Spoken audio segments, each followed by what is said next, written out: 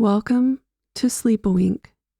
Tonight, I will be reading some Dutch fairy tales written by William Elliot Griffis, who was born in 1843. These fairy tales, published in 1918 and available in the public domain, provide some insight into the culture and values of the late 19th century. If you would like to recommend a future story or fairy tale, please leave a comment below. And if you would like to know when my next videos are released, press subscribe, then the notification bell. Now get comfortable, relax, and prepare to sleep-a-wink. The Princess with 20 Petticoats. Long, long ago, before ever a blue flax flower bloomed in Holland, and when Dutch mothers wore wolfskin clothes, there was a little princess, very much beloved by her father, who was a great king or war chief. She was very pretty and fond of seeing herself. There were no metal mirrors in these days, nor any looking glass, so she went into the woods, and before the pools and the deep, quiet watercourses made reflection of her own lovely face, of this pleasure she never seemed weary. Yet sometimes this little princess was very naughty. Then her temper was not nearly so sweet as her face. She would play in the sand and roll around in the woods among the leaves and bushes until her curls were all tangled up. When her nurse combed out her hair with a stone comb, for no other kinds were then known, she would fret and scold and often stamp her foot. When very angry, she called her nurse or governess an aurochs, a big beast like a buffalo. At this, the maid put up her hands to her face. Me, an aurochs, horrible. Then she would feel her forehead to see if horns were growing there. The nurse, they called her governess, as the years went on, grew tired of the behavior of the bad young princess. Sometimes she went and told her mother how naughty her daughter was, even to calling her an aurochs. Then the little girl only showed her bad temper worse. She rolled among the leaves all the more and mussed up her ringlets, so that the governess could hardly comb them out smooth again.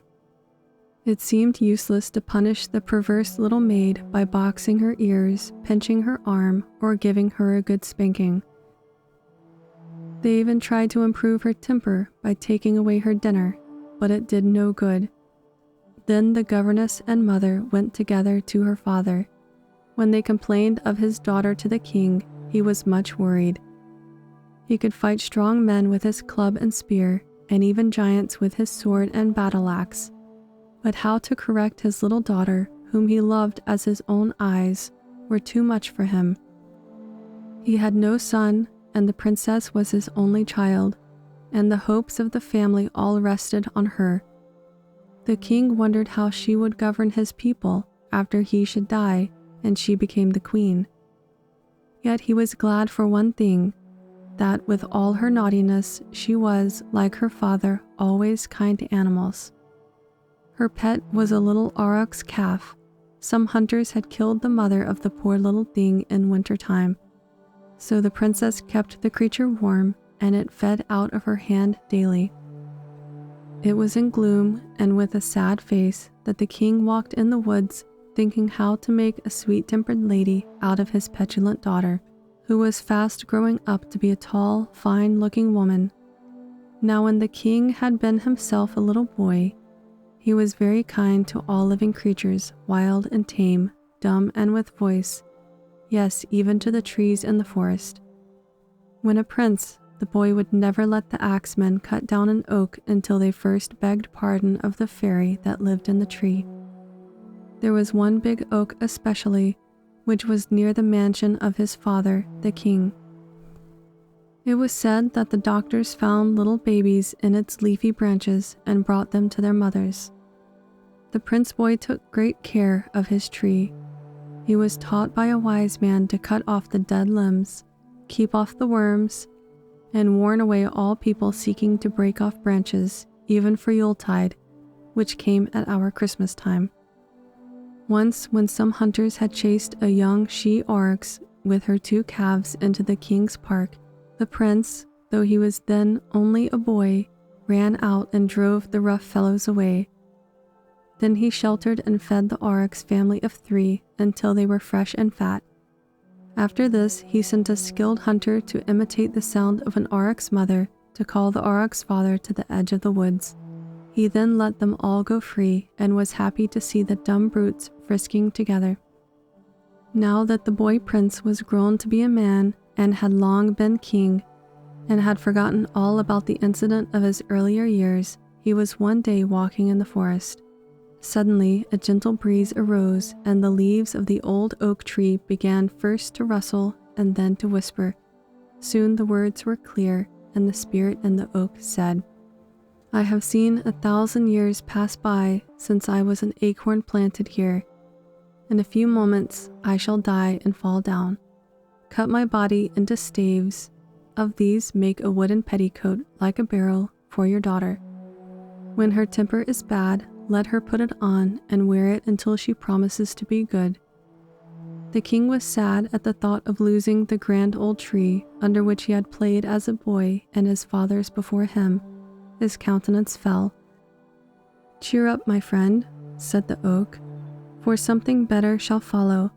When I pass away, you will find on the spot a blue flower growing. Where the forest was shall be fields on which the sun shines. Then, if your daughter be good, young women shall spin something prettier than wooden petticoats. Watch for the blue flower.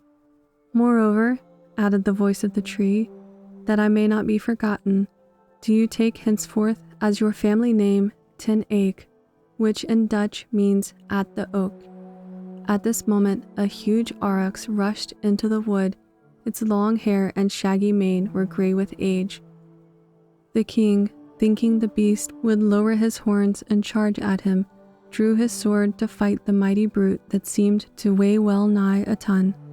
But the oryx stopped within 10 feet of the king and bellowed.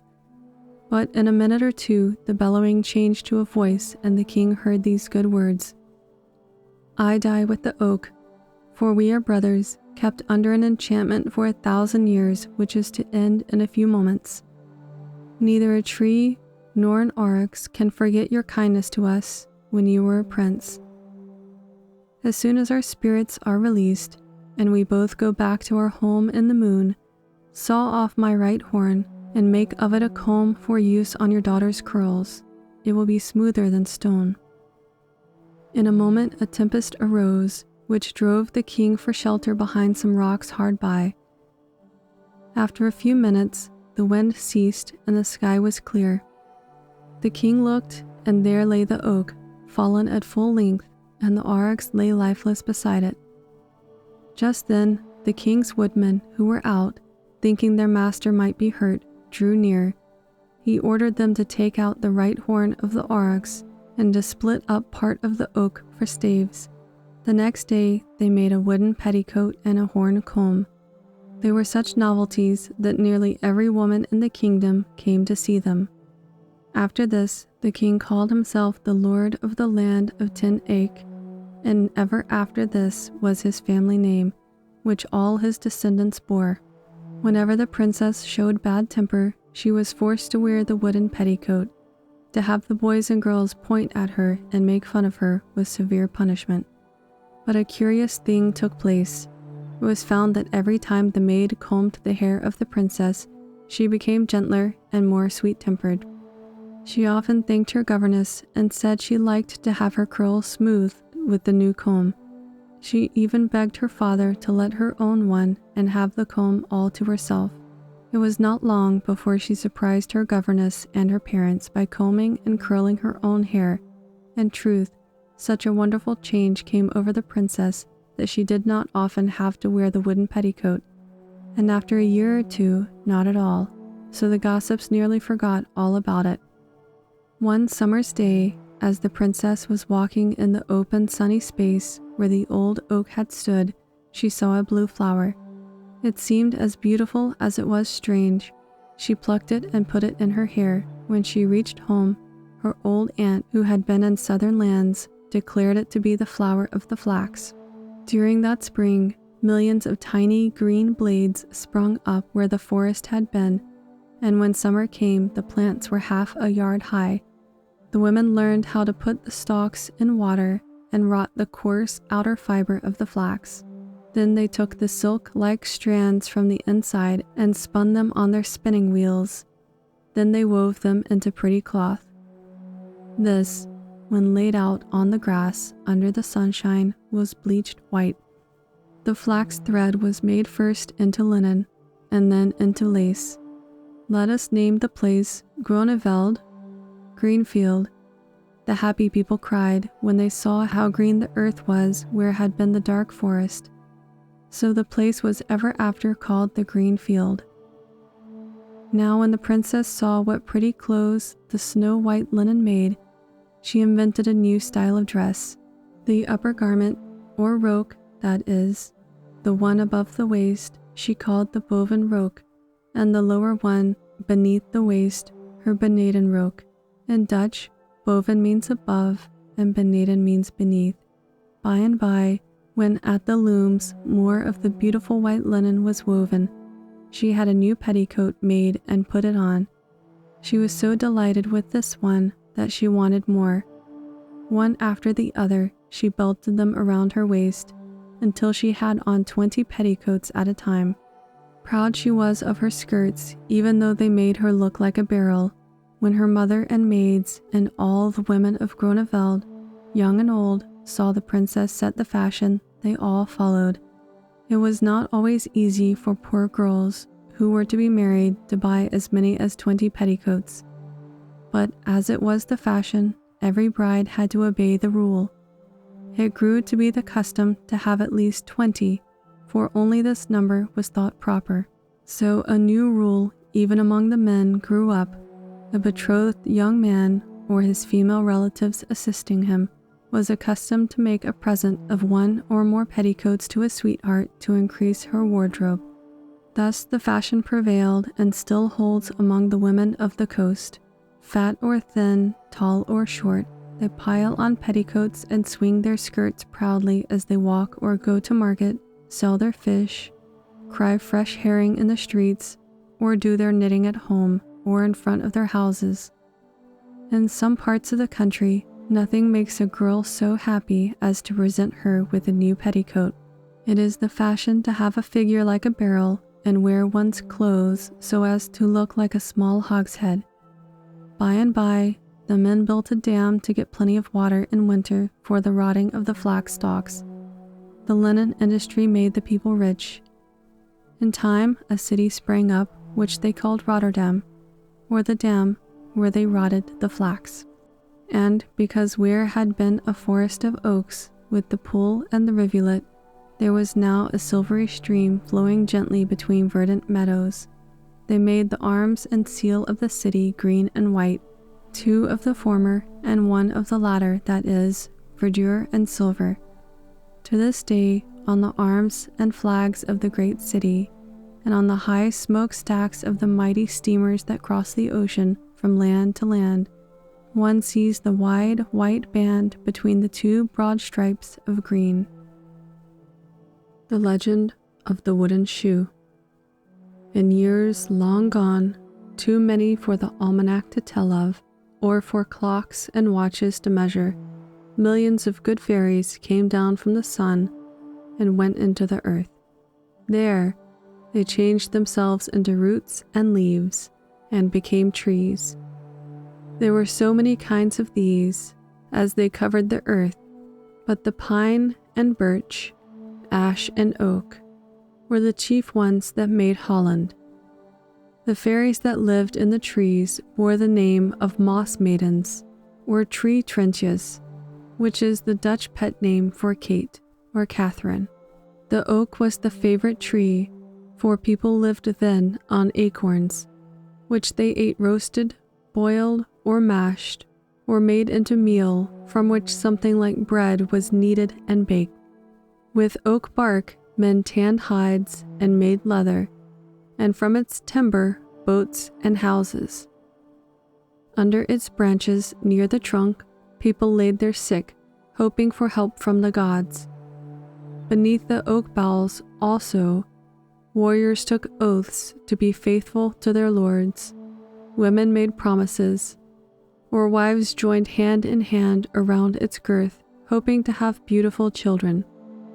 Up among its leafy branches the new babies lay before they were found in the cradle by the other children. To make a young child grow up to be strong and healthy, mothers drew them through a split sapling or young tree. Even more wonderful, as medicine for the country itself, the oak had power to heal. The new land sometimes suffered from disease called the fall, or fall. When sick with the fall, the ground sunk.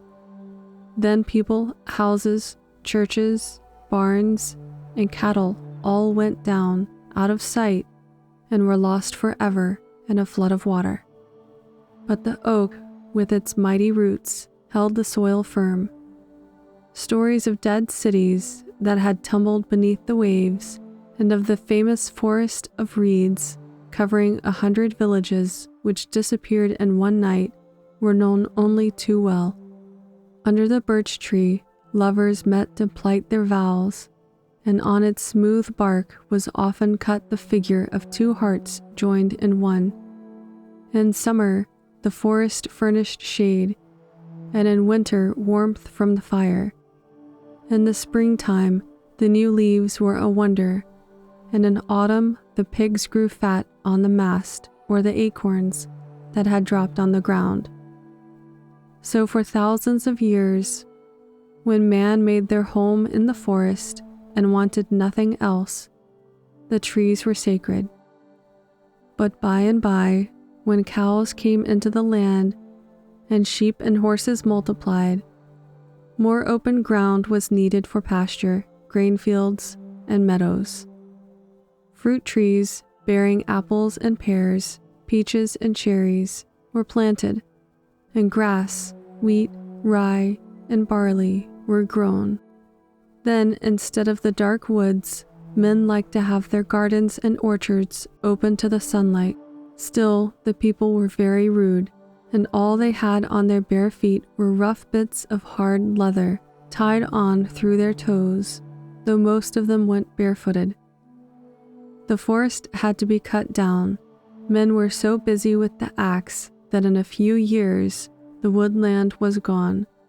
Then the New Holland, with its people and red-roofed houses, with its chimneys and windmills and dikes and storks, took the place of the old Holt land of many trees.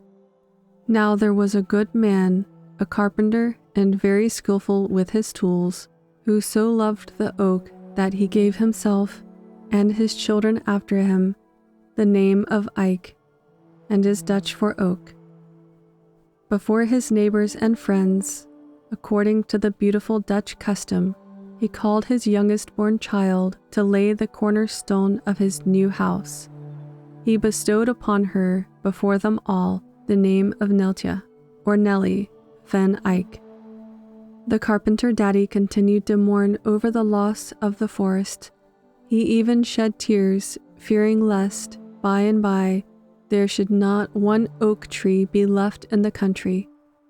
Moreover, he was frightened at the thought that the new land, made by pushing back the ocean and building dikes, might sink down again and go back to the fishies. In such a case, all the people, the babies and their mothers, men, women, horses, and cattle would be drowned. The Dutch folks were a little too fast, he thought, in winning their acres from the sea. One day, while sitting on his doorstep, brooding sorrowfully, a moss maiden and a tree elf appeared, skipping along hand in hand. They came up to him and told him that his ancestral oak had a message for him. Then they laughed and ran away. Van Eyck, which was now the man's full family name, went into the forest and stood under the grand old oak tree which his fathers loved and which he would allow none to cut down. Looking up, the leaves of the tree rustled, and one big branch seemed to sweep near him. Then it whispered in his ear, Do not mourn, for your descendants, even many generations hence, shall see greater things than you have witnessed. I and my fellow oak trees shall pass away, but the sunshine shall be spread over the land and make it dry. Then, instead of its falling down like acorns from the trees, more and better food shall come up from out of the earth. Where green fields now spread and the cities grow where forests were, we shall come to life again, but in another form. When most needed, we shall furnish you and your children and children's children with warmth, comfort, fire, light, and wealth. Nor need you fear for the land, that it will fall, for even while living, we, and all the oak trees that are left, and all the birch, beech, and pine trees shall stand on our heads for you. We shall hold up your houses, lest they fall into the ooze, and you shall walk and run over our heads. As truly as when rooted in the soil, we will do this. Believe what we tell you, and be happy. We shall turn ourselves upside down for you. I cannot see how all these things can be, said Van Eyck. Fear not, my promise will endure. The leaves of the branch rustled for another moment. Then all was still, until the moss maiden and Trentia, the tree elf, again, hand in hand, as they tripped along merrily, appeared to him. We shall help you and get our friends, the elves, to do the same. Now, do you take some oak wood and saw off 2 pieces, each a foot long. See that they are well dried. Then set them on the kitchen table tonight when you go to bed. After saying this, and looking at each other and laughing just as girls do, they disappeared. Pondering on what all this might mean, Van Eyck went to his woodshed and sawed off the oak timber. At night, after his wife had cleared off the supper table, he laid the foot-long pieces in their place. When Van Eyck woke up in the morning, he recalled his dream, and before he was dressed, hurried to the kitchen. There, on the table, lay a pair of neatly made wooden shoes.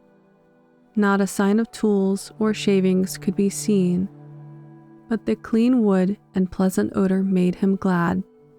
When he glanced again at the wooden shoes, he found them perfectly smooth, both inside and out.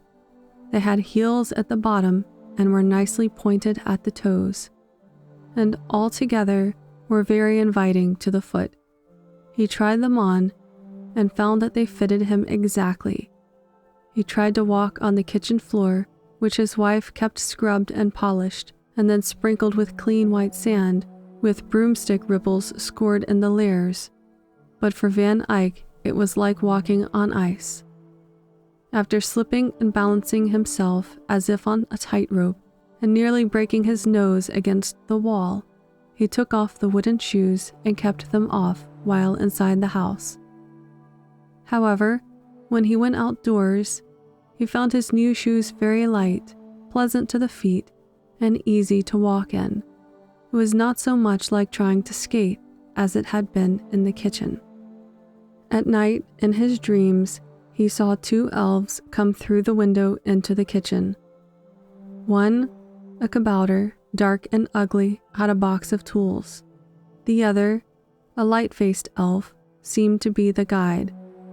The kabouter at once got out his saw, hatchet, auger, long, chisel-like knife, and smoothing plane.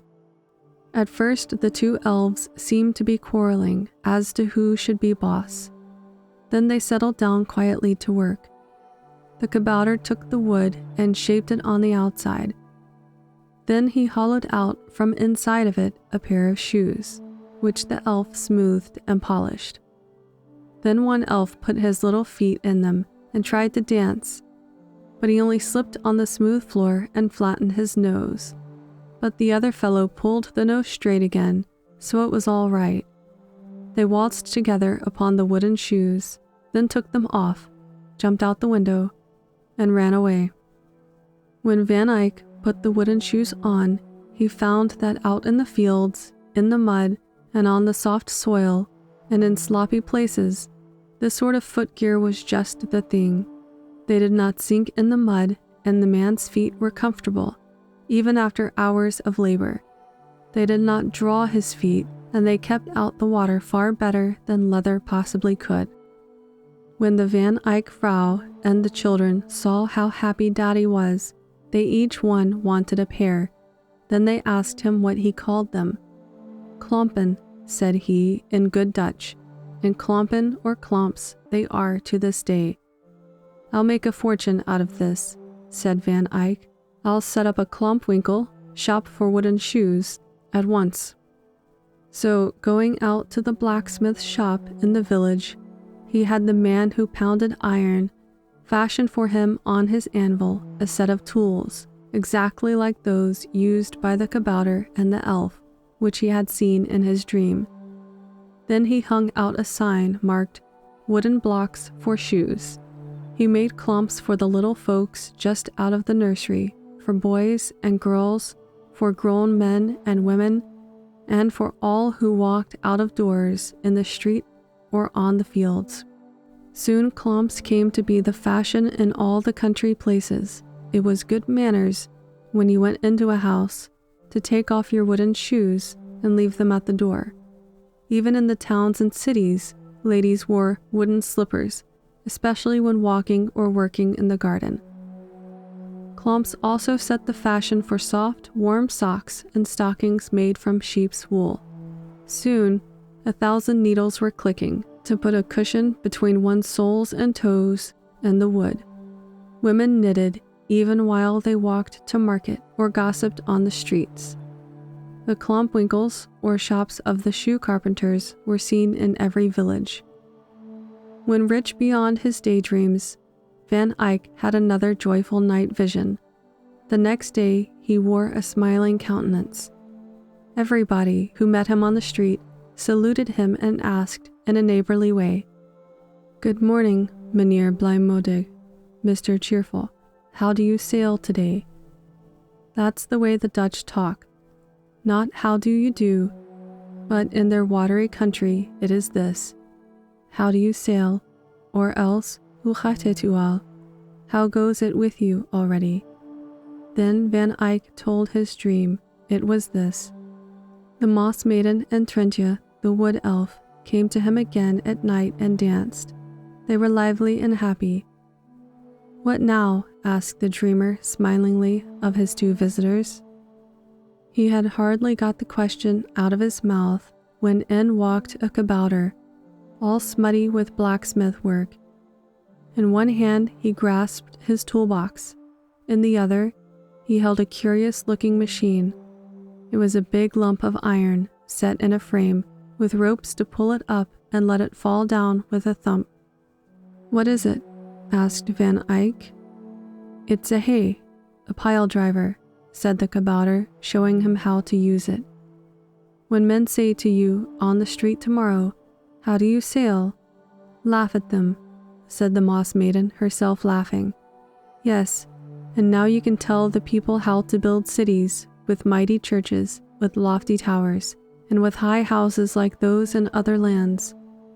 Take the trees, trim the branches off, sharpen the tops, turn them upside down, and pound them deep in the ground.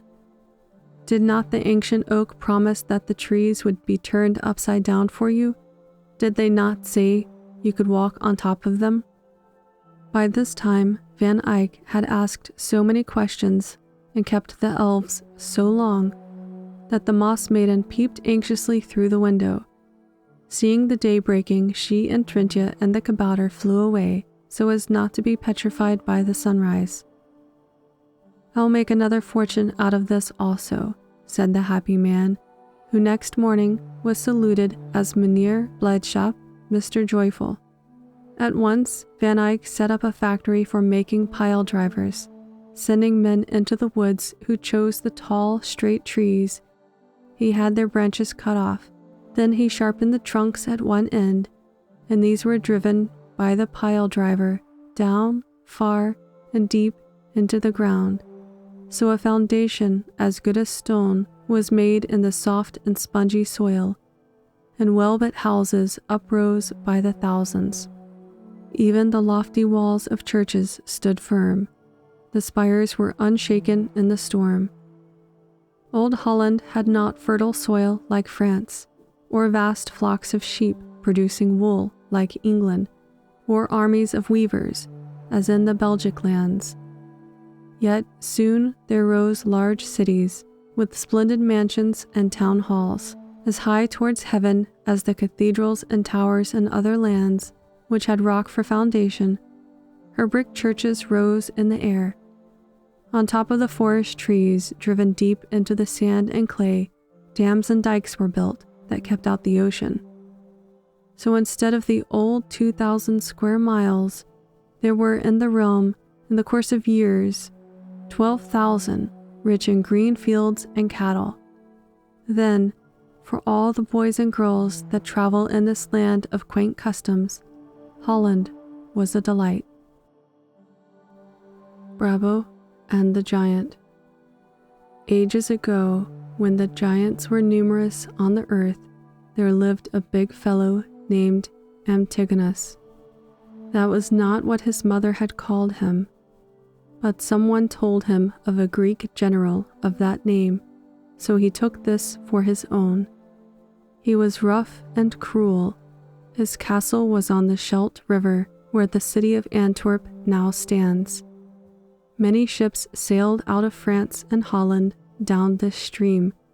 They were loaded with timber, flax, iron, cheese, fish, bread, linen, and other things made in the country. It was by this trade that many merchants grew rich, and their children had plenty of toys to play with. The river was very grand, deep, and wide. The captains of the ships liked to sail on it because there was no danger from rocks, and the country through which it flowed was so pretty. So every day one could see hundreds of white-sailed craft moving towards the sea or coming in from the ocean. Boys and girls came down to stand in their wooden shoes on the banks to see the vessels moving to and fro. The incoming ships brought sugar, wine, oranges, lemons, olives, and other good things to eat, and wool to make warm clothes. Often craftsmen came from the wonderful countries in the south to tell of the rich cities there, and to help build new and fine houses, and splendid churches, and town halls. So all the Belgian people were happy.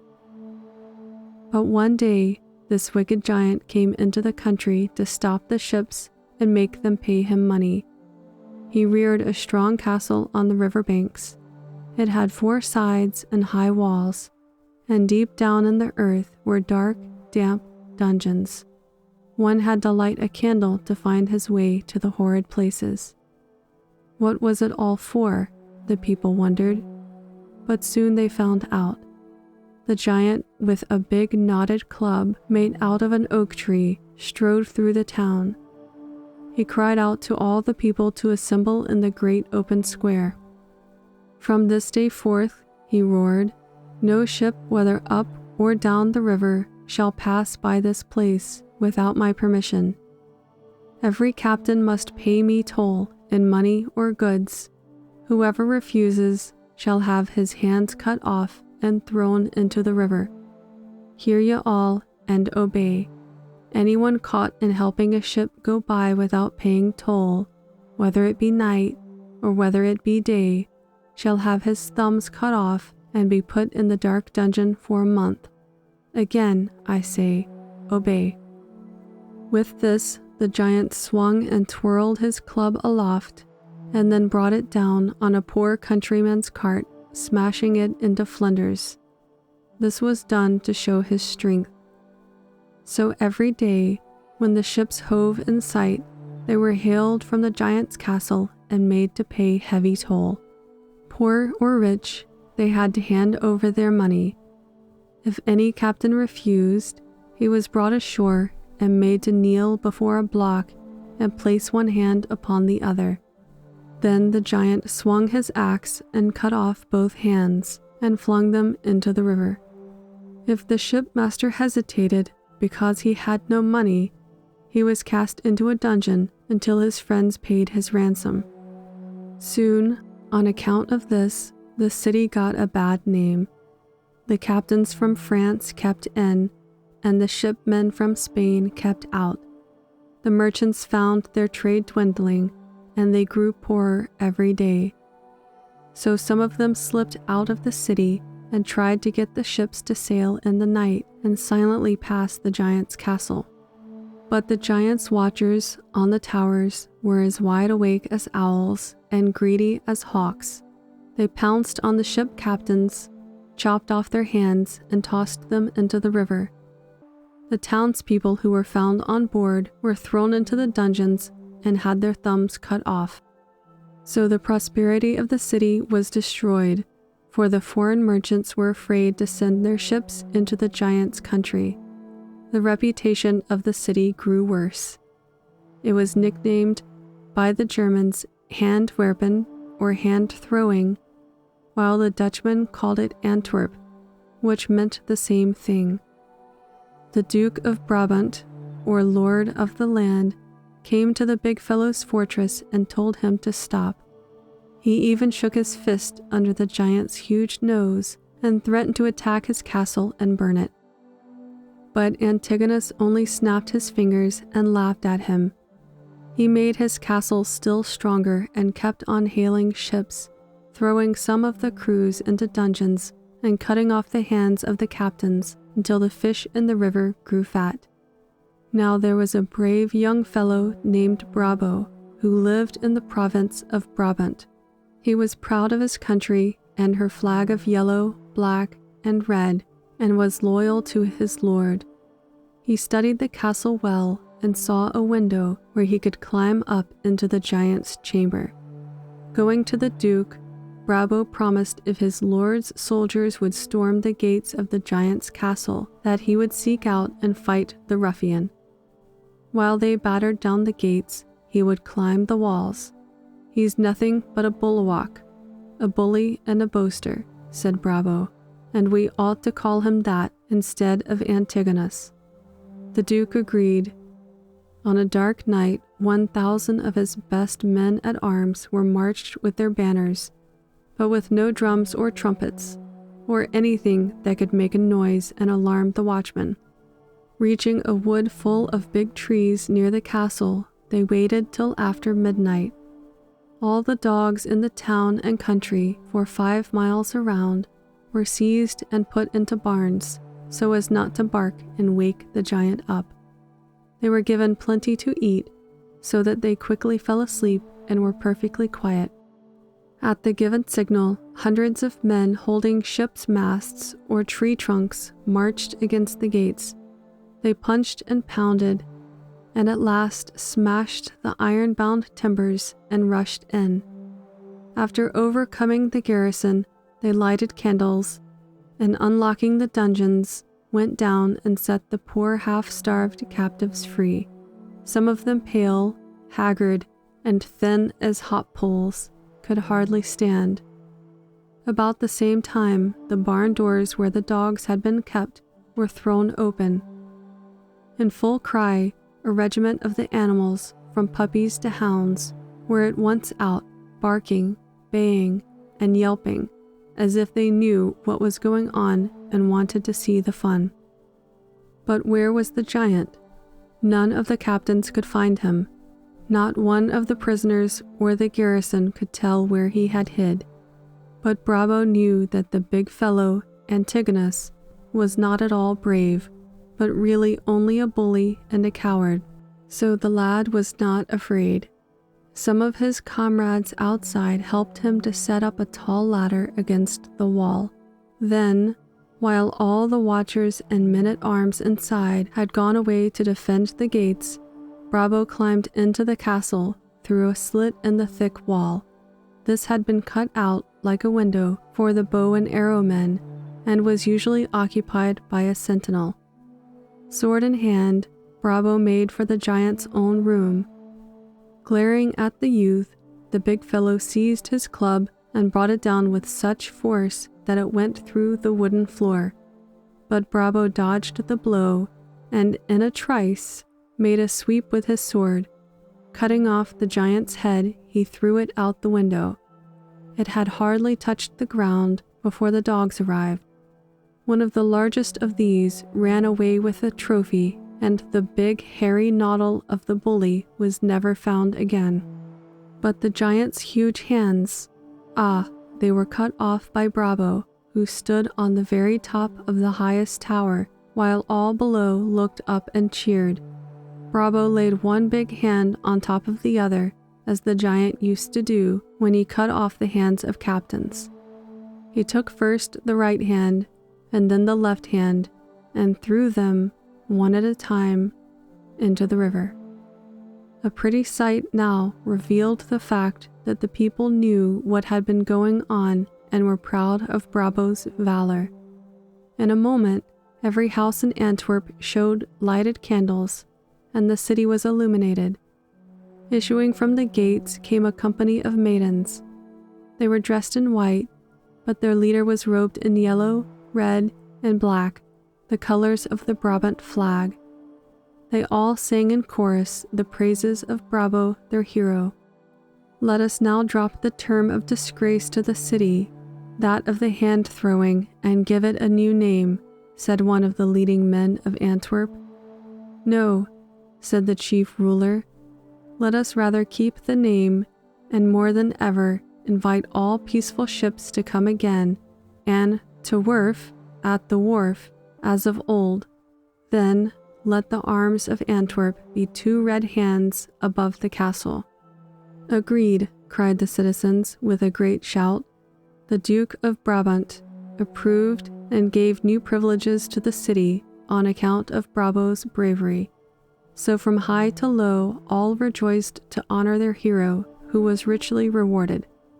After this, thousands of ships from many countries loaded or unloaded their cargoes on the wharves or sailed peacefully by.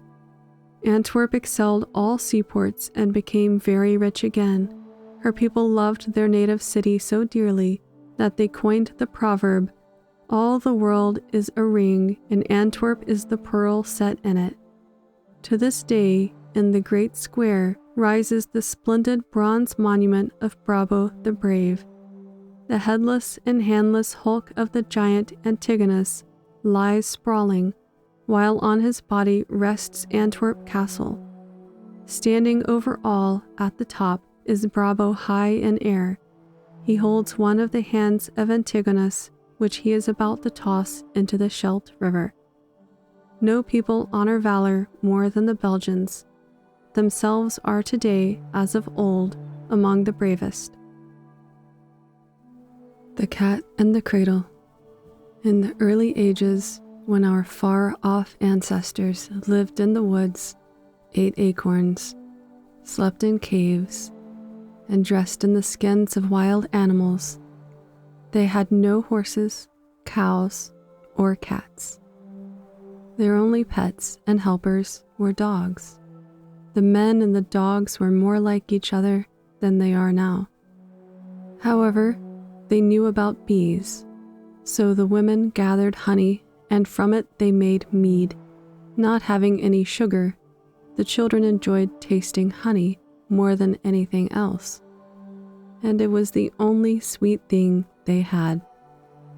By and by, cows were brought into the country, and the Dutch soil being good for grass, the cows had plenty to eat. When these animals multiplied, the people drank milk and learned to make cheese and butter. So the Dutch boys and girls grew fat and healthy. The oxen were so strong that they could pull logs of wood or draw a plow. So little by little, the forests were cut down, and grassy meadows full of bright-colored flowers took their place. Houses were built, and the people were rich and happy. Yet there were still many cruel men and bad people in the land. Sometimes, too, floods came and drowned the cattle and covered the fields with sand, or salt water.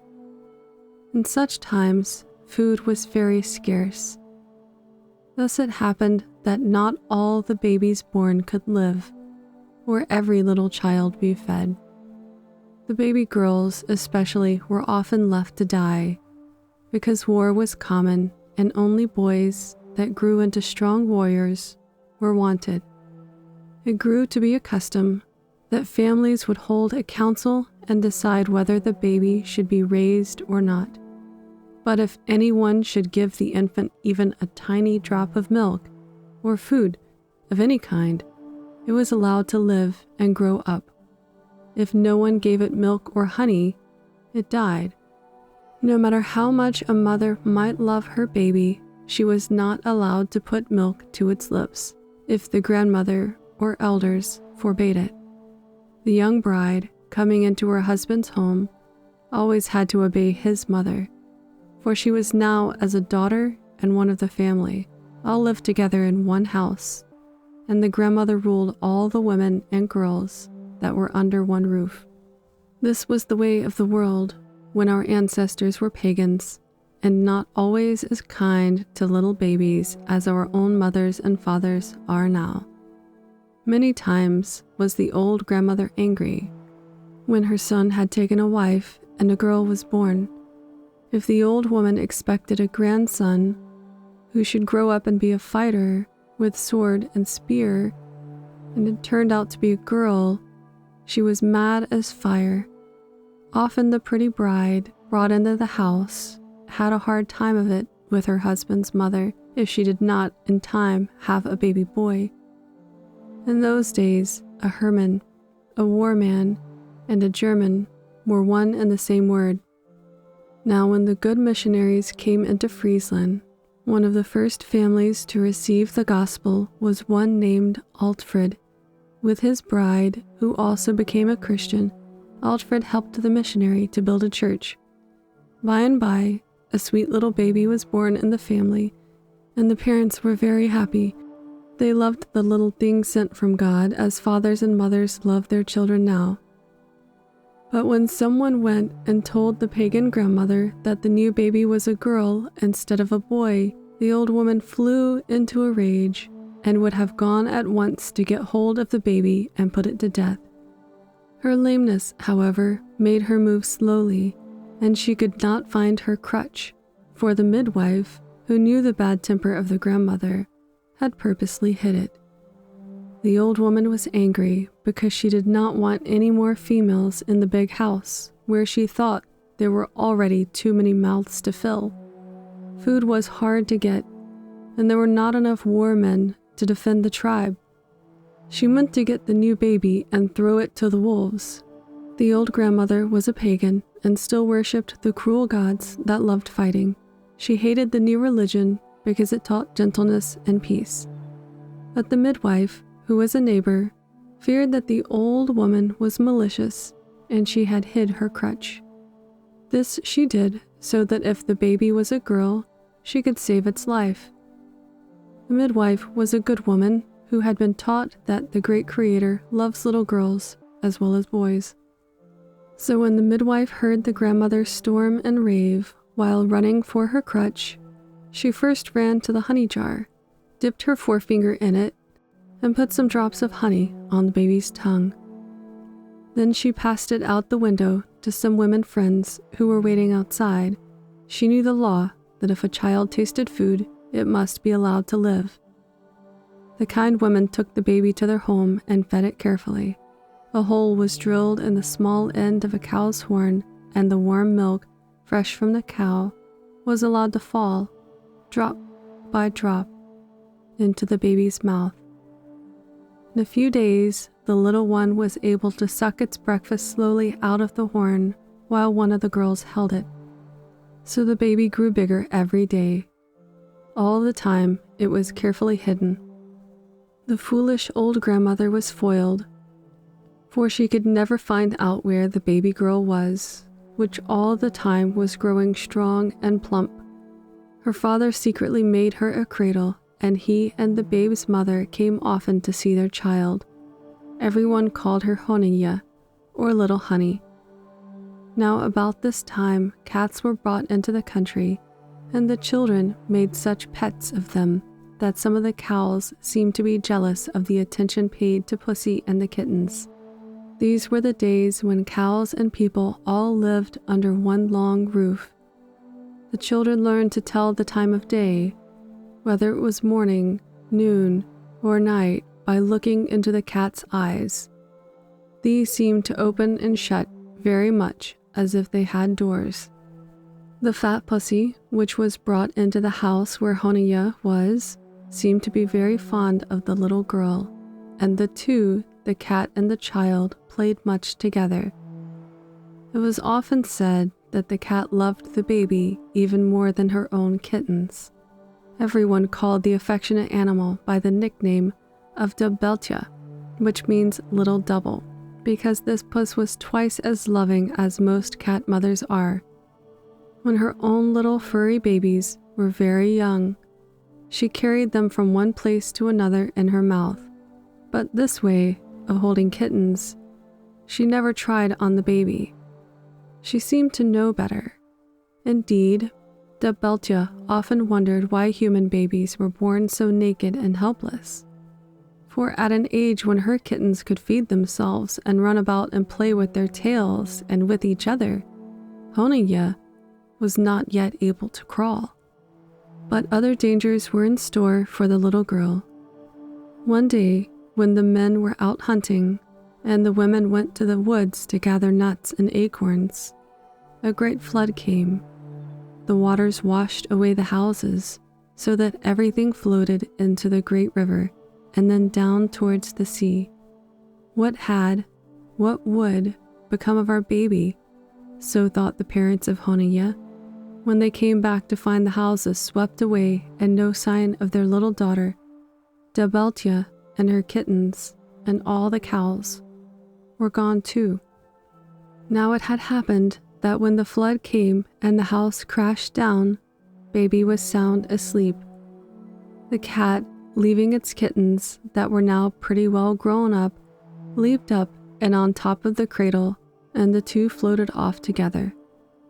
Pretty soon they found themselves left alone, with nothing in sight that was familiar, except one funny thing. That was a wooden shoe, in which was a fuzzy little yellow chicken hardly 4 days old. It had been playing in the shoe when the floods came and swept it off from under the very beak of the old hen, that, with all her other chicks, was speedily drowned. On and on, the raging flood bore baby and puss until dark night came down. For hours more they drifted until, happily, the cradle was swept into an eddy in front of a village. There it spun round and round, and might soon have been borne into the greater flood, which seemed to roar louder as the waters rose. Now a cat can see sometimes in the night, even better than in the day, for the darker it becomes, the wider open the eyes of puss. In bright sunshine, at noon, the inside doors of the cat's eyes close to a narrow slit, while at night these doors open wide. That is the reason why, in the days before clocks and watches were made, the children could tell about the time of day by looking at the cat's eyes. Sometimes they named their pussy Klokkog, which means clock eye or bell eye, for bell clocks are older than clocks with a dial, and because in Holland the bells ring out the hours and quarter hours.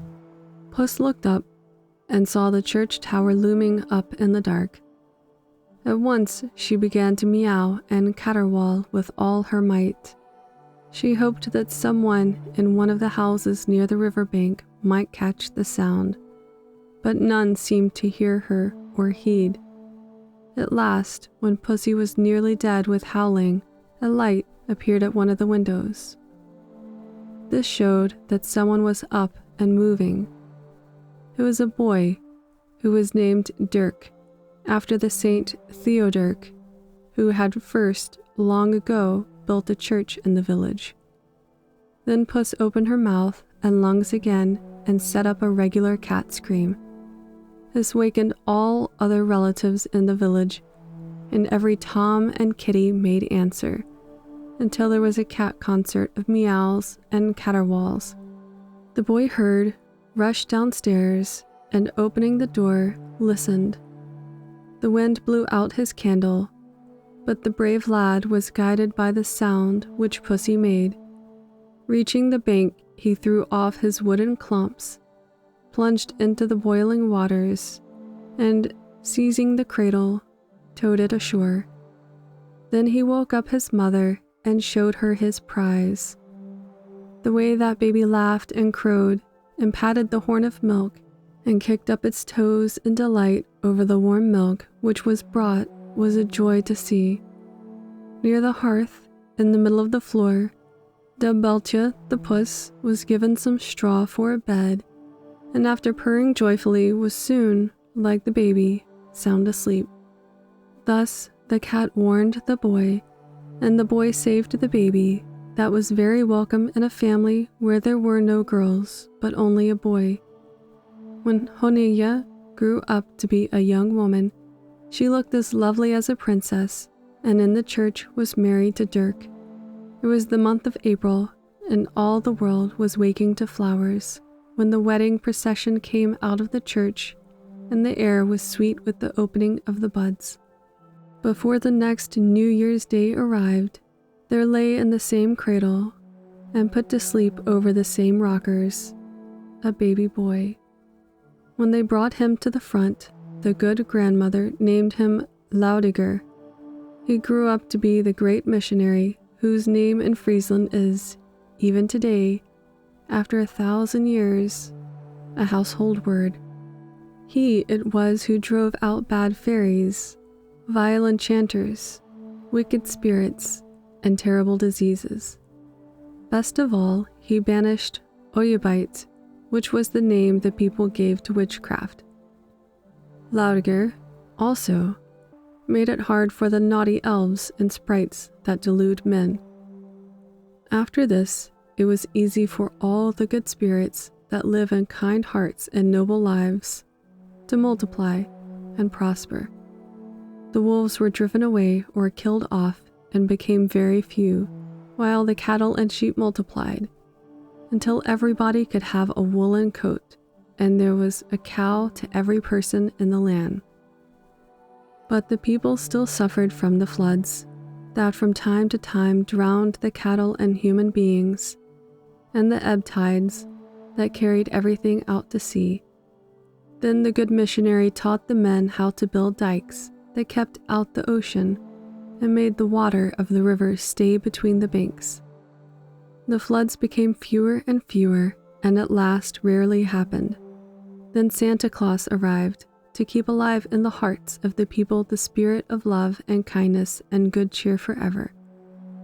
At last, when nearly 100 years had passed away, Honingya, once the girl baby, and then the dear old lady who was kind to everybody and prepared the way for Santa Claus, died. Then also Debeltia the cat, that had 9 lives in one, died with her. They buried the old lady under the church floor and stuffed the pussy that everybody, kittens, boys, girls, and people loved.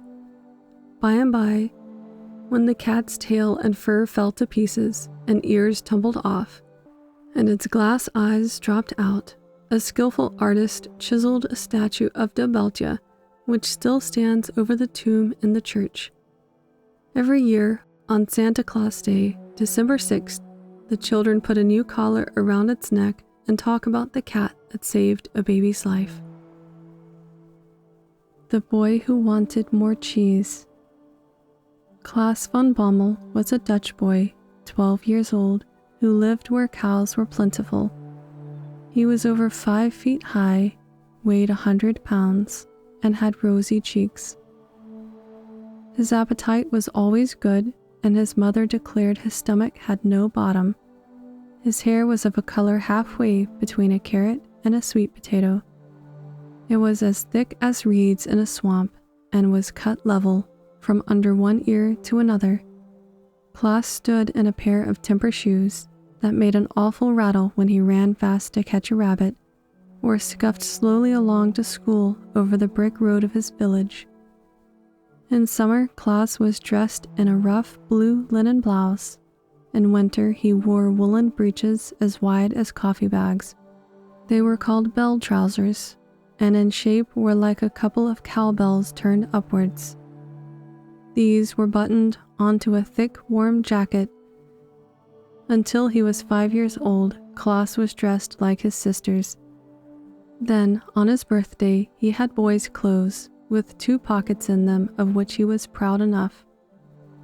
Klaus was a farmer's boy. He had rye bread and fresh milk for breakfast. At dinner time, beside cheese and bread, he was given a plate heaped with boiled potatoes. Into these, he first plunged a fork and then dipped each round white ball into a bowl of hot melted butter. Very quickly then did potato and butter disappear down the red lane. At supper, he had bread and skim milk left after the cream had been taken off with a saucer to make butter.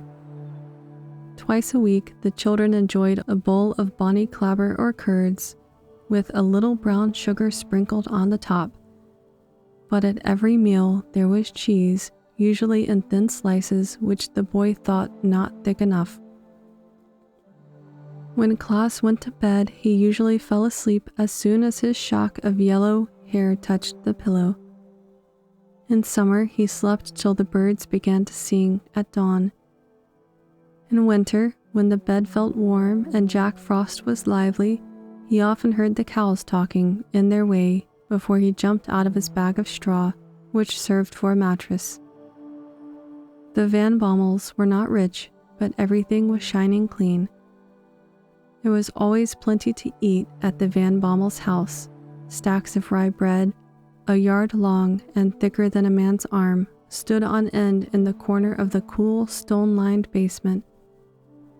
The loaves of dough were put in the oven once a week. Baking time was a great event at the Van Bommels, and no menfolk were allowed in the kitchen on that day, unless they were called in to help. As for the milk pails and pans, filled or emptied, scrubbed or set in the sun every day to dry, and the cheeses piled up in the pantry, there seemed sometimes enough to feed a small army. But Klaus always wanted more cheese. In other ways, he was a good boy, obedient at home, always ready to work on the cow farm, and diligent in school. But at the table he never had enough. Sometimes his father laughed and asked him if he had a well or a cave under his jacket. Klaus had 3 younger sisters, Trintje, Annika, and Saartje, which is Dutch for Kate, Annie, and Sally. These, their fond mother, who loved them dearly, called her orange blossoms. But when at dinner, Klaus would keep on, dipping his potatoes in the hot butter, while others were all through. His mother would laugh and call him her buttercup. But always Klaus wanted more cheese. When unusually greedy, she twitted him as a boy worse than butter and eggs. That is, as troublesome as the yellow and white plant, called toadflax, is to the farmer. Very pretty, but nothing but a weed. One summer's evening, after a good scolding which he deserved well, Klaus moped about, and, almost crying, went to bed in bad humor. He had teased each one of his sisters to give him her bit of cheese, and this, added to his own slice, made his stomach feel as heavy as lead. Klaus's bed was up in the garret. When the house was first built, one of the red tiles of the roof had been taken out and another one made of glass was put in its place. In the morning, this gave the boy light to put on his clothes. At night, in fair weather, it supplied air to his room. A gentle breeze was blowing from the pine woods on the sandy slope, not far away, so Klaus climbed up on the stool to sniff the sweet piney odors. He thought he saw lights dancing under the tree. One beam seemed to approach his roof hole, and coming nearer, played round the chimney. Then it passed to and fro in front of him. It seemed to whisper in his ear as it moved by. It looked very much as if 100 fireflies had united their cold light into one lump. Then Klaas thought that the strange beams bore the shape of a lovely girl, but he only laughed at himself at the idea. Pretty soon, however, he thought the whisper became a voice. Again he laughed so heartily that he forgot his moping and the scolding his mother had given him. In fact, his eyes twinkled with delight, which the voice gave this invitation. "There's plenty of cheese. Come with us." To make sure of it, the sleepy boy now rubbed his eyes and cocked his ears. Again, the light bearer spoke to him. "Come." Could it be? He had heard old people tell of the ladies of the wood that whispered and warned travelers. In fact, he himself had often seen the fairies' ring in the pine woods. To this, the flame lady was inviting him. Again and again, the moving cold light circled round the red tile roof, which the moon, then rising and peeping over the chimneys, seemed to turn into silver plates. As the disk rose higher in the sky, he could hardly see the moving light that had looked like a lady, but the voice, no longer a whisper as at first, was now even plainer. "There's plenty of cheese. Come with us." "I'll see what it is anyhow," said Klaas, as he drew on his thick woolen stockings and prepared to go downstairs and out without waking a soul. At the door he stepped into his wooden shoes. Just then the cat purred and rubbed up against his shins. He jumped, for he was scared, but looking down for a moment he saw the 2 balls of yellow fire in her head and knew what they were. Then he sped to the pine woods and toward the fairy ring. What an odd sight. At first Klaas thought it was a circle of big fireflies. Then he saw clearly that there were dozens of pretty creatures, hardly as large as dolls, but as lively as crickets. They were as full of light as if lamps had wings. Hand in hand they flitted and danced around the ring of grass, as if this was fun. Hardly had Klaas got over his first surprise, then of a sudden he felt himself surrounded by the fairies. Some of the strongest among them had left the main party in the circle and had come to him. He felt himself pulled by their dainty fingers. One of them, the loveliest of all, whispered in his ear, "Come, you must dance with us." Then a dozen of the pretty creatures murmured in chorus, "Plenty of cheese here, plenty of cheese here. Come, come." Upon this, the heels of Klaas seemed as light as a feather. In a moment, with both hands clasped in those of the fairies, he was dancing in high glee. It was as much fun as if he were at the kermis, with a row of boys and girls, hand in hand, swinging along the streets, as Dutch maids and youth do during kermis week.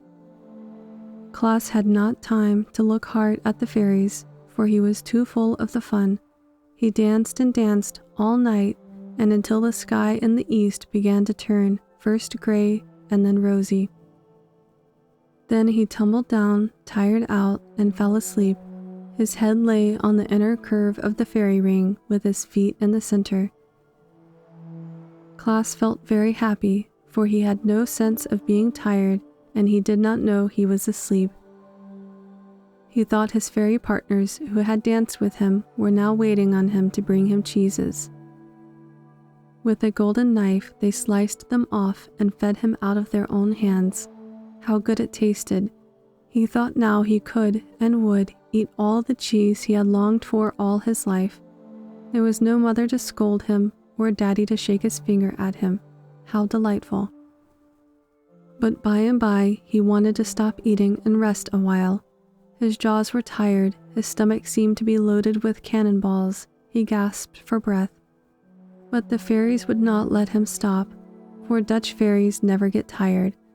Flying out of the sky, from the north, south, east, and west, they came, bringing cheeses. These they dropped down around him until the piles of the round masses threatened first to enclose him as with a wall, and then to overtop him. There were the red balls from Edam, the pink and yellow spheres from Gouda, and the gray loaf-shaped ones from Leiden. Down through the vista of sand in the pine woods he looked, and oh horrors! There were the tallest and strongest of the fairies rolling along the huge, round, flat cheeses from Friesland. Any one of these was as big as a cartwheel and would feed a regiment. The fairies trundled the heavy discs along as if they were playing with hoops. They shouted hilariously, as with a pine stick they beat them forward like boys at play. Farm cheese, factory cheese, Alkmaar cheese, and to crown all, cheese from Limburg, which Klaas never could bear because of its strong odor. Soon the cakes and balls were heaped so high around him that the boy, as he looked up, felt like a frog in a well. He groaned when he thought the high cheese walls were tottering to fall on him. Then he screamed, but the fairies thought he was making music. They, not being human, do not know how a boy feels. At last, with a thick slice in one hand and a big hunk in the other, he could eat no more cheese, though the fairies, led by their queen, standing on one side or hovering over his head, still urged him to take more. At this moment, while afraid that he would burst, Klaas saw the pile of cheeses, as big as a house, topple over. The heavy mass fell inwards upon him. With a scream of terror, he thought himself crushed as flat as a Friesland cheese. But he wasn't. Waking up and rubbing his eyes, he saw the red sun rising on the sand dunes. Birds were singing, and the cocks were crowing all around him, in chorus, as if saluting him. Just then also the village clock chimed out the hour. He felt his clothes. They were wet with dew. He sat up to look around. There were no fairies, but in his mouth was a bunch of grass which he had been chewing lustily. Klaas would never tell the story of his night with the fairies, nor has he yet settled the question whether they left him because the cheese house of his dream had fallen, or because daylight had come. The Curly-Tailed Lion. Once upon a time, some Dutch hunters went to Africa, hoping to capture a whole family of lions. In this they succeeded. With a pack of hounds and plenty of aborigines to poke the jungle with sticks, they drove a big male lion with his wife and 4 whelps out of the undergrowth into a circle. In the center they had dug a pit and covered it over with sticks and grass. Into this the whole lion family tumbled. Then, by nets and ropes, the big fierce creatures and the little cubs were lifted out. They were put in cages and brought to Holland. The baby lions, no bigger than pug dogs, were as pretty and harmless as kittens. The sailors delighted to play with them. Now lions, even before one was ever seen among the Dutch, enjoyed a great reputation for strength, courage, dignity, and power. It was believed that they had all the traits of character supposed to belong to kings, and which boys liked to possess. Many fathers had named their sons Leo, which is Latin for lion. Dutch daddies had their baby boys christened with the name of Leeuw, which is their word for the king of beasts. Before lions were brought from the hot countries into colder lands, the bear and wolf were most admired, because besides possessing plenty of fur, as well as great claws and terrible teeth, they had great courage. For these reasons, many royal and common folks had taken the wolf and bear as namesakes for their hopeful sons. But the male lion could make more noise than wolves, for he could roar, while they could only howl. He had a shaggy mane and a very long tail. This had a nail at the end for scratching and combing out his hair when tangled up. If he were angry, the mighty brute could stick out his red tongue, curled like a pump handle, and nearly half a yard long. So the lion was called the king of beasts, and the crowned rulers and knights took him as their emblem. They had pictures of the huge creature painted on their flags, shields, and armor. Sometimes they stuck a gold or brass lion on their iron war hats, which they called helmets.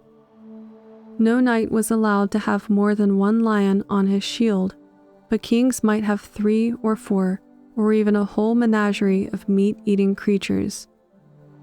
These painted or sculpted lions were in all sorts of action, running, walking, standing up, and looking behind or before.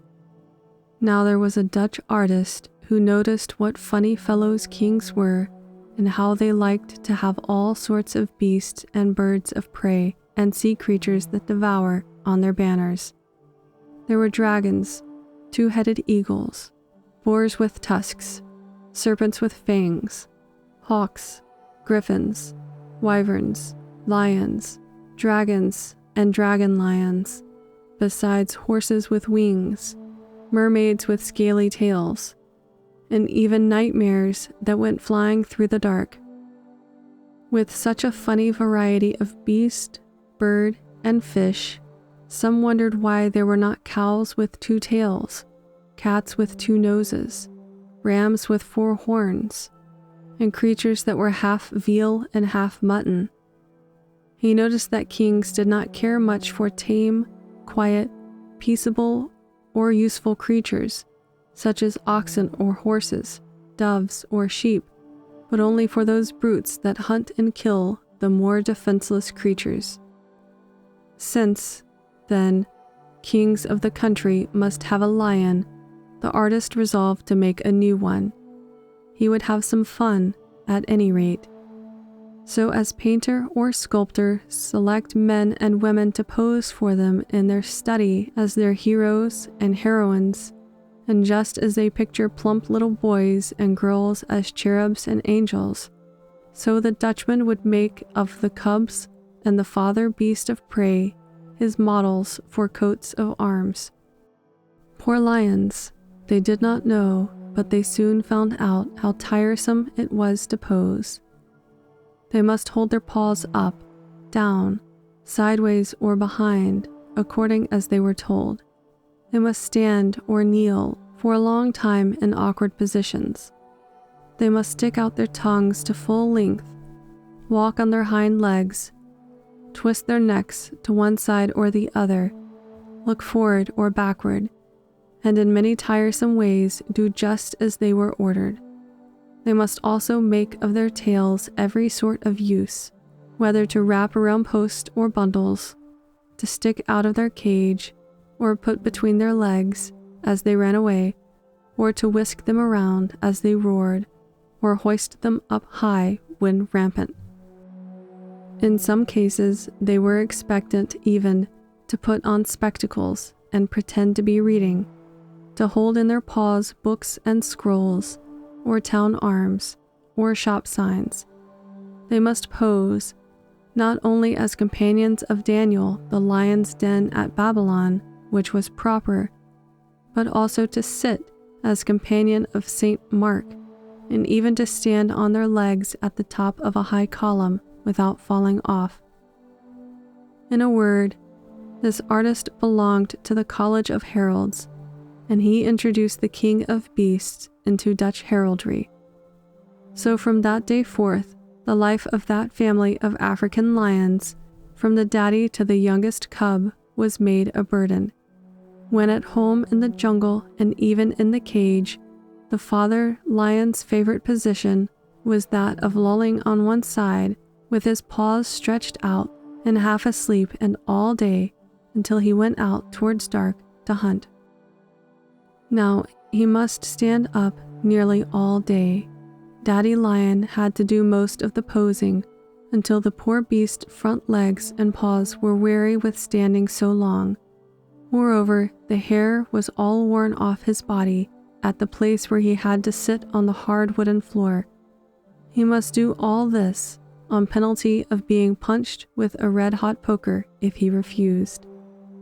A charcoal furnace and long andirons were kept nearby, and those were attended to by a Dutch boy, or it might be that the whole family of lions were not allowed to have any dinner till Daddy obeyed and did what he was told, though often with a snarl or a roar.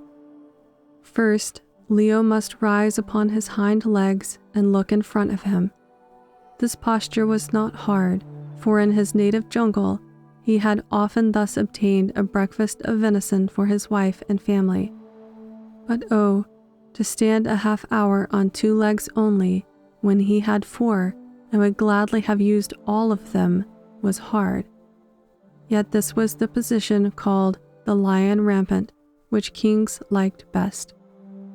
But the king's uncles, nephews, nieces, cousins, and his wife's relations generally, every one of them, wanted a lion on his or her stationery and pocket handkerchiefs, as well as on their shields and flags.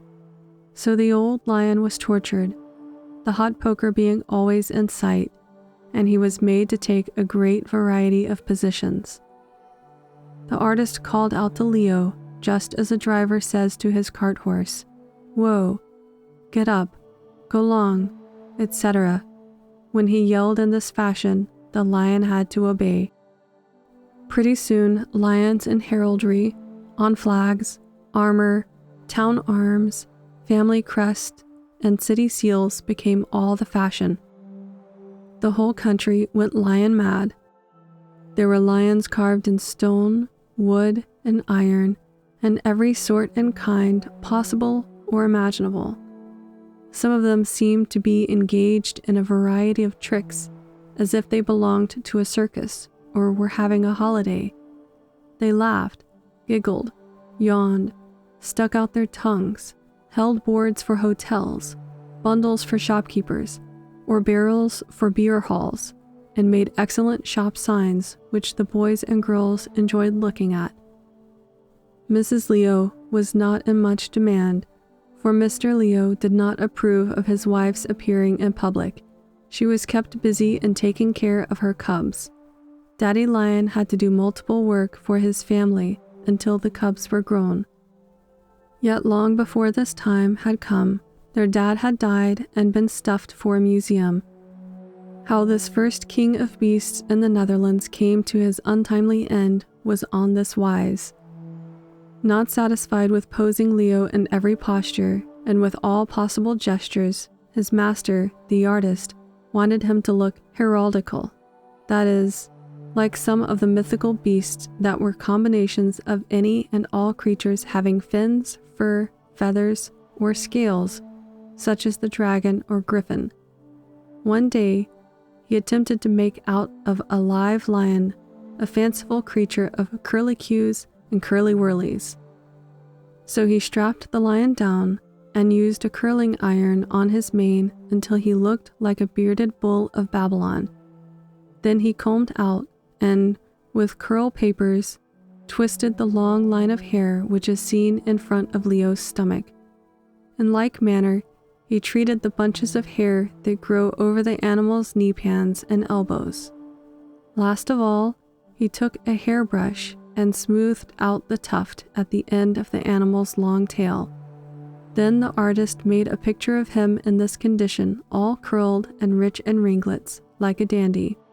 By this time, the father of the lion family looked as if he had come out fresh from a hairdresser's parlor.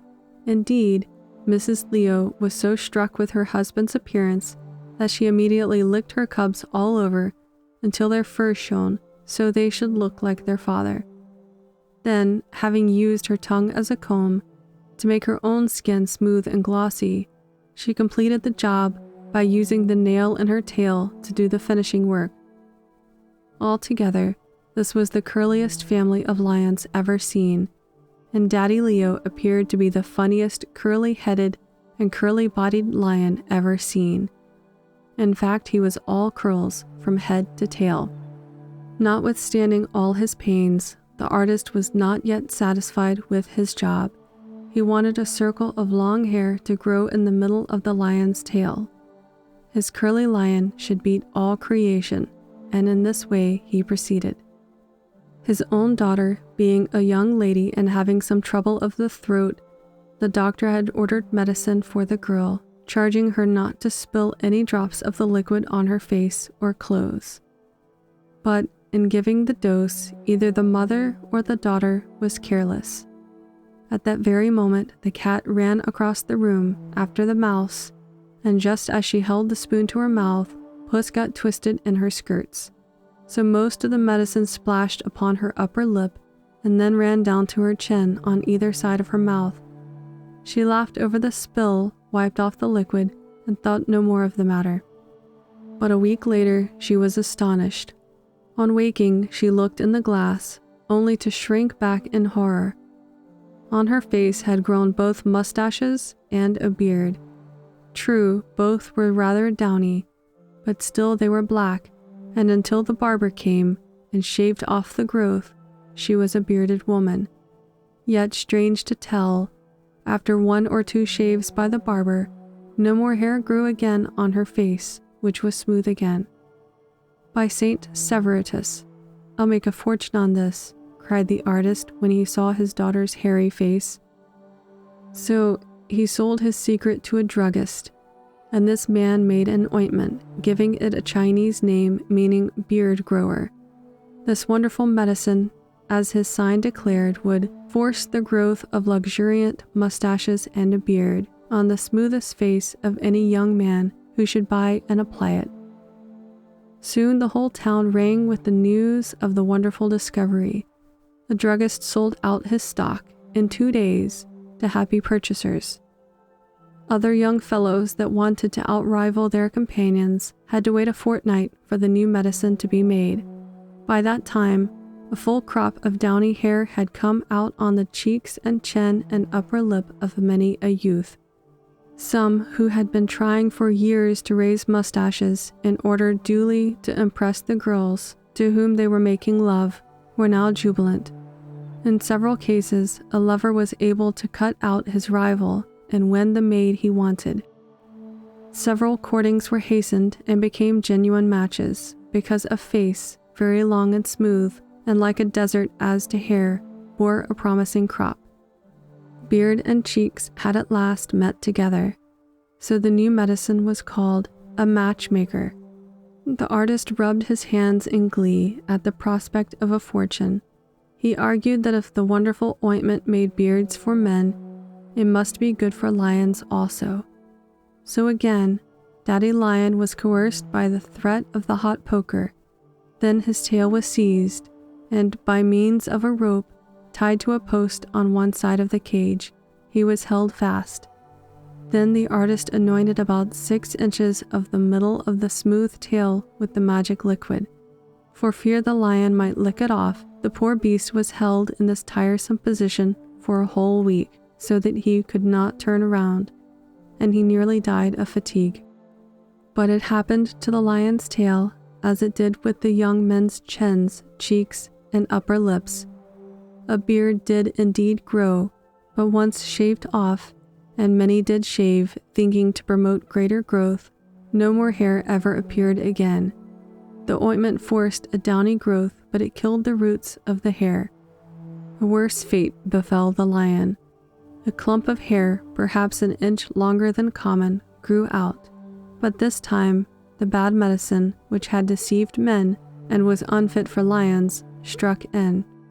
From this cause, added to nervous prostration, old Leo fell dead. As lion fathers go, he was a good one, and his widow and children mourned for him. He had never once, however hungry, tried to eat up his cubs, which was something in his favor. Soon after these exploits, the old artist died also. His son, hearing there was still a demand among kings for lions, and those especially with center curls in their tails, took the most promising of the whelps and petted and fed him well.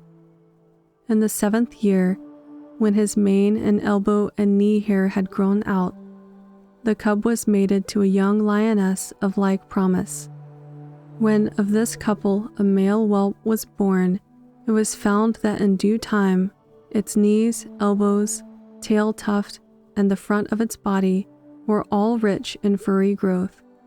In the middle of its tail also, thick ringlets, several inches long, were growing.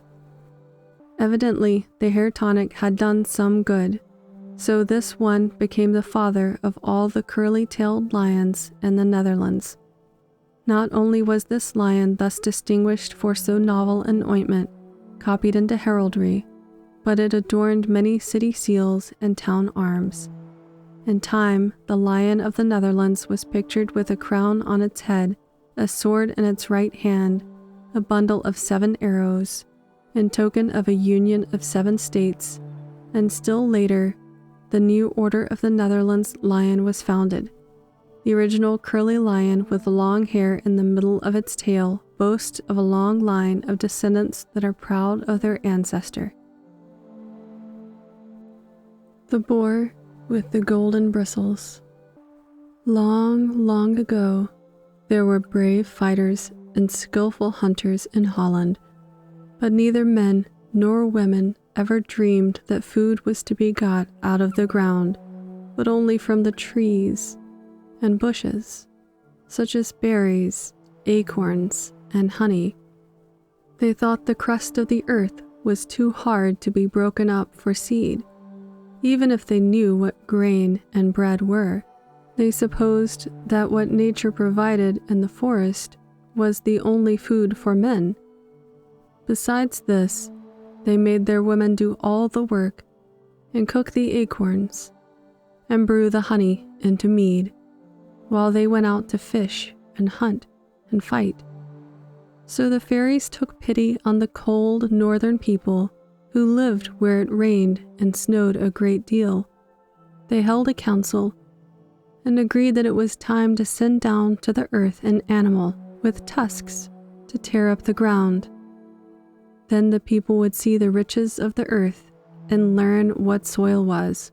They would be blessed with farms and gardens, barns and stalls, hay and grain, horses and cattle, wheat and barley, pigs and clover. Now there were powerful fairies of a certain kind who lived in a happy land far, far away, who had charge of everything in the air and water. One of them was named Fro, who became lord of the summer sunshine and warm showers that make all things grow. It was in this bright region that the white elves lived. It was a pretty custom in fairyland that when a fairy baby cuts its first tooth, the mother's friends should make the little one some pretty present. When Nerthus, the mother of the infant Fro, looked into its mouth and saw the little white thing that had come up through the baby's gums, she went in great glee and told the glad news to all the other fairies.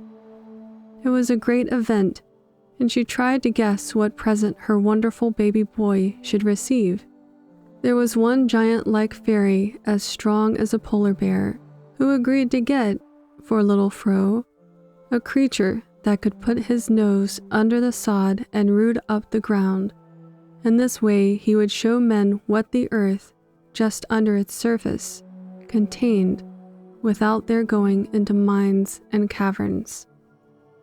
One day, this giant fairy heard 2 stout dwarves talking loudly in the region under the earth.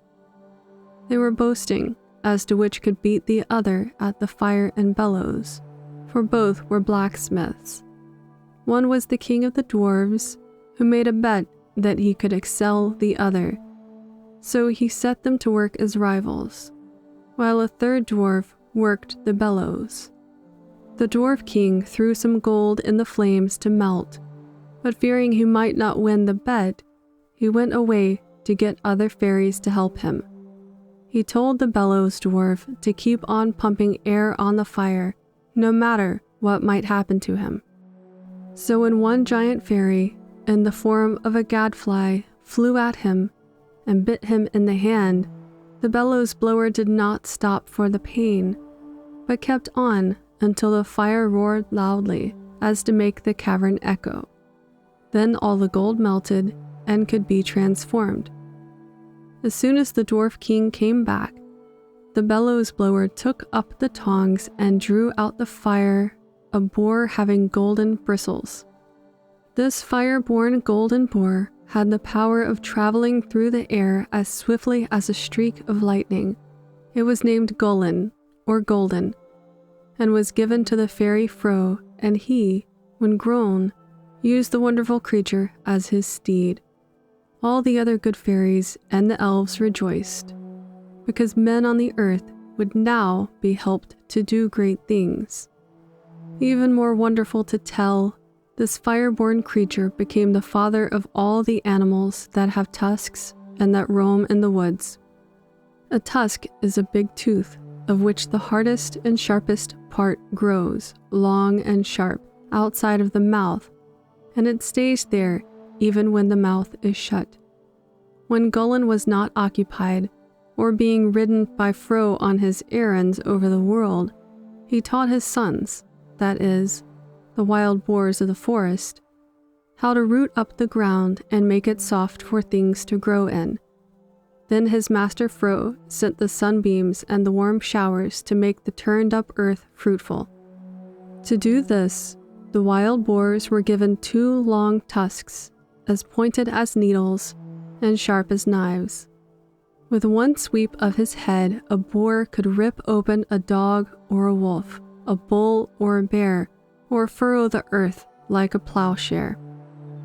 Now there were several cousins in the tusk family, the elephant on land, and the walrus and narwhal in the seas, but none of these could plow ground.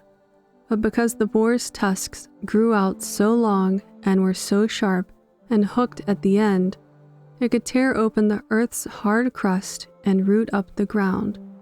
This made a soil fit for tender plants to grow in, and even the wildflowers sprang up in them.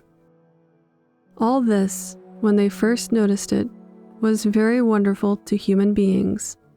The children called one to the other to come and see the unusual sight. The little troughs, made first by ripping of the boar's tusks, were widened by rooting with their snouts.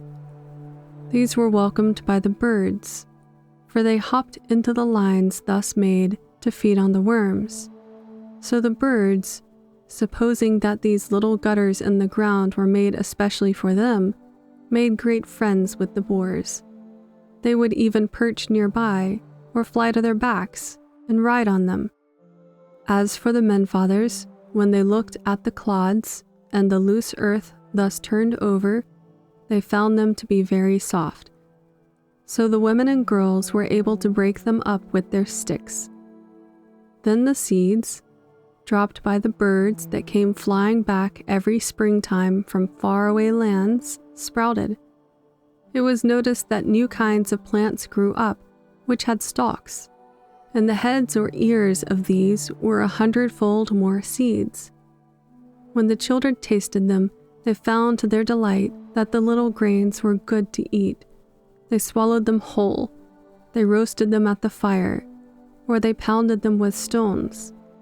Then they baked the meal thus made, or made it into mush, eating it with honey. For the first time, people in the Dutch world had bread.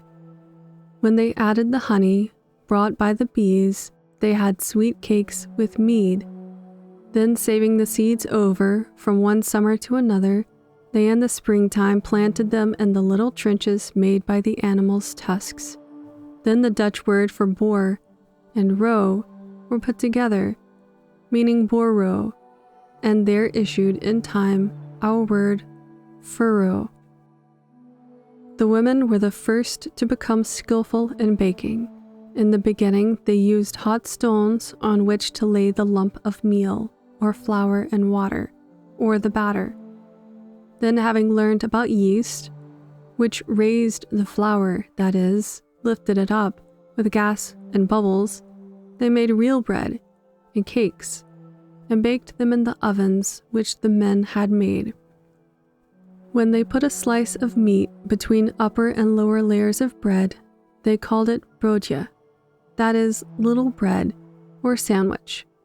In time, instead of one kind of bread or cake, they had 12 or 20 different sorts, besides griddle cakes and waffles. Now when the wise men of the mark, or neighborhood, saw that the women did such wonderful things, they put their heads together and said one to the other, "We are quite ready to confess that fairies and elves, and even the kabouters are smarter than we are. our women also are certainly wonderful, but it will never do to let the Boers think that they know more than we do. They did indeed teach us how to make furrows, and the birds brought us grain, but we are the greater, for we can hunt and kill the Boers with our spears.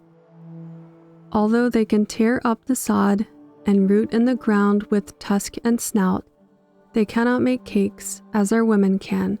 So let us see if we cannot beat both the Boers and the birds, and even excel our women. We shall be more like the fairies if we invent something that will outshine them all. So they thought and planned, and little by little they made the plow. First, with a sharp stick in their hands, the men scratched the surface of the ground into lines that were not very deep. Then they nailed plates of iron on those sticks. Next, they fixed this iron-shod wood in a frame to be pulled forward, and by, they added handles. Men and women, harnessed together, pulled the plow. Indeed, it was ages before they had oxen to do this heavy work for them. At last the perfect plow was seen. It had a knife in front to cut the clods, a coulter, a beam, a mold board, and handles, and after a while, a wheel to keep it straight.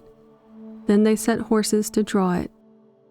Fro the fairy was the owner, not only of the boar with the golden bristles, but also of the lightning-like horse, Sleipnir, that could ride through fire and water with the speed of light. Fro also owned the magic ship, which could navigate both land and sea. It was so very elastic that it could be stretched out to carry a host of warriors over the seas to war, or fold up like a lady's handkerchief. With this flying vessel, Fro was able to move about like a cloud and also to change like them. He could also appear or disappear as he pleased, in one place or another. By and by, the wild boars were all hunted to death and disappeared. Yet in one way, and a glorious one also, their name and fame were kept in men's memories. Brave knights had the boar's head painted on their shields and coats of arm. When the faith of the Prince of Peace made wars less frequent, the temples in honor of Fro were deserted. But the Yule log and the revels, held to celebrate the passing of the Mother Night in December, that is the longest one of the year, were changed for the Christmas festival.